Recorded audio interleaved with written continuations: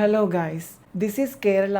U can sing Vande Mataram fully here. കഴിഞ്ഞ ദിവസം കേരളത്തിലെ ഒരു ക്യാമ്പസിൽ നിന്ന് വന്ന വാർത്തയാണിത്. വന്ദേ മാതരം പൂർണ്ണമായി ആലപിക്കാനും ഭാരതാംബയ്ക്ക് പുഷ്പാർച്ചന അർപ്പിക്കാനും പാടില്ല എന്ന് പറയാനാണോ ഈ കുട്ടികൾ എഞ്ചിനീയറിംഗ് വരെ പഠിച്ചത്? Feeling ashamed of our educational system. ഞാൻ ഈ കുട്ടികളെ അല്ല കുറ്റപ്പെടുത്തുന്നത്, അവരെ കൊണ്ട് ഇങ്ങനെ ചെയ്യിച്ച പ്രസ്ഥാനത്തെയും അതിനെ ഇങ്ങനെ സമൂഹത്തിലേക്ക് കയറൂരി വിട്ടിരിക്കുന്ന നമ്മുടെ സിസ്റ്റത്തെയുമാണ്. എന്റെ പ്രിയപ്പെട്ട കുട്ടികളെ, അറിവിലൂടെ നമുക്ക് കൈവരേണ്ടത് പ്രബുദ്ധതയാണ്, അതിലൂടെ സ്വാതന്ത്ര്യവും. എത്രത്തോളം നിങ്ങളിൽ അറിവുണ്ടാകുന്നു അത്രത്തോളം നിങ്ങൾ സ്വതന്ത്രരാകും. അല്ലാതെ നിങ്ങളെ ഒരു എക്കോ ചേംബറിൽ തളച്ചിട്ടിരിക്കുന്ന പ്രസ്ഥാനങ്ങൾ അതേതായാലും നിങ്ങളുടെ ചിന്തകൾക്ക് അതിരുകൾ കൽപ്പിക്കുന്നവയാണ്. കേരളത്തിന്റെ അവസ്ഥ നോക്കിയാൽ ഒരു ഇടത് എക്കോ ചേംബറിനുള്ളിൽ കേരള സമൂഹത്തെ 10-70 കൊല്ലം തളച്ചിട്ടിരിക്കുന്ന സാഹചര്യമായിരുന്നു ഉണ്ടായിരുന്നത്. ആ സാഹചര്യം കല, ചരിത്രം, സാഹിത്യം, സംസ്കാരം, രാഷ്ട്രീയം തുടങ്ങി സാമൂഹിക ജീവിതത്തിന്റെ സമസ്ത മേഖലകളിലേക്കും നുഴഞ്ഞു കയറി കൃത്രിമമായി സൃഷ്ടിച്ചെടുത്ത ഒരു ഊതി വീർപ്പിച്ച നീർക്കുമിളയായിരുന്നു. ഉദാഹരണമായി പറഞ്ഞാൽ KPSC പോലെയുള്ള നാടക സംഘങ്ങൾ, സിനിമകൾ, സാഹിത്യ രചനകൾ, കലാവേദികൾ, തൊഴിലാളി യൂണിയനുകൾ, അങ്ങനെ ജീവിതത്തിന്റെ സമസ്ത മേഖലകളിലേക്കും നുഴഞ്ഞു കയറി അവരുടെ ശരികൾ സമൂഹത്തിന്റെ ശരികളാണെന്ന ഒരു പ്രതീതി സൃഷ്ടിച്ച്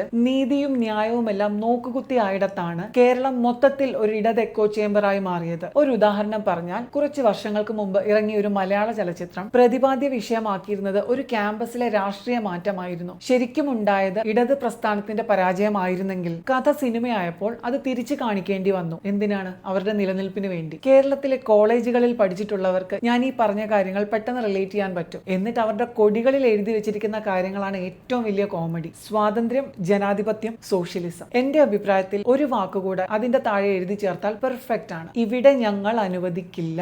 പറഞ്ഞു വന്നത്, ഈ ഇന്ത്യ മഹാരാജ്യത്ത് ദേശീയ ഗീതം പാടാനും ഭാരതാംബയ്ക്ക് പുഷ്പാർച്ചന അർപ്പിക്കാനും ഒരുത്തന്റെയും തീട്ടൂരത്തിന്റെ ആവശ്യമില്ല. നിയമം വഴി ദേശീയ ഗീതത്തിന് കൊടുക്കേണ്ട സ്ഥാനവും ബഹുമാനവും പരിരക്ഷയും എല്ലാം കേന്ദ്ര സർക്കാർ കൊടുത്തിട്ടുണ്ട്. അതിൻ പ്രകാരം നിയമലംഘനം നടത്തുന്നവരെ മാതൃകാപരമായി ശിക്ഷിക്കണമെന്നാണ് എന്റെ അഭിപ്രായം. കാരണം നിയമങ്ങൾ പാലിക്കാത്ത സമൂഹങ്ങൾ അരാജകത്വത്തിൽ പെട്ടുപോയേക്കാം, പ്രത്യേകിച്ച് കുട്ടികൾ. 18 വയസ്സ് തികഞ്ഞവർക്ക് ശിക്ഷകളിൽ യാതൊരു ഇളവും ഉണ്ടാവുന്നതല്ല. എന്റെ പ്രിയപ്പെട്ട ജെൻസി കുട്ടികളെ, നിങ്ങൾ ഒരു എക്കോ ചേംബറിലും പെട്ടുപോകാതെ പഠിച്ച് സ്വതന്ത്രരായി രാജ്യത്തോട് കൂറും കടപ്പാടുമുള്ളവരായി വളരുക. കേരളം 70 കൊല്ലം തുടർച്ചയായി വീരവാദ മുദ്രാവാക്യങ്ങൾ വിളിച്ചതിന്റെ കഷ്ടപ്പാടുകൾ അനുഭവിച്ച ഒരു തലമുറയുടെ പ്രതിനിധി എന്ന നിലയിൽ പറയുകയാണ്. ഇവിടെ വലിയ പട്ടി ഷോയും നടത്തി ഇത് കേരളമാണ് എന്നൊക്കെ പുലമ്പിയിട്ട് ജീവിക്കാൻ വകുപ്പ് പോലും ഇല്ലാതെ കണ്ട നാട്ടിലൊക്കെ പോയി അറബിയുടെ അടിവസ്ത്രം വരെ കഴുകാൻ ഒരു മടിയുമില്ല മലയാളിക്ക്. എന്നാൽ സ്വന്തം നാടിനു വേണ്ടി എന്തെങ്കിലും ചെയ്താലോ അപ്പൊ വരും വിപ്ലവ വീര്യവും വിയർപ്പിന്റെ അസുഖവും ഒക്കെ. അന്ധമായ രാഷ്ട്രീയ വിശ്വാസവും മത തീവ്രവാദവും തമ്മിൽ വലിയ ദൂരമൊന്നുമില്ല. തെറ്റുകളെ തെറ്റായും ശരികളെ ശരിയായും രേഖപ്പെടുത്താത്ത മനുഷ്യരെല്ലാവരും അടിമകൾ തന്നെയാണ്, രാഷ്ട്രീയത്തിന്റെ ആയാലും മതത്തിന്റെ ആയാലും.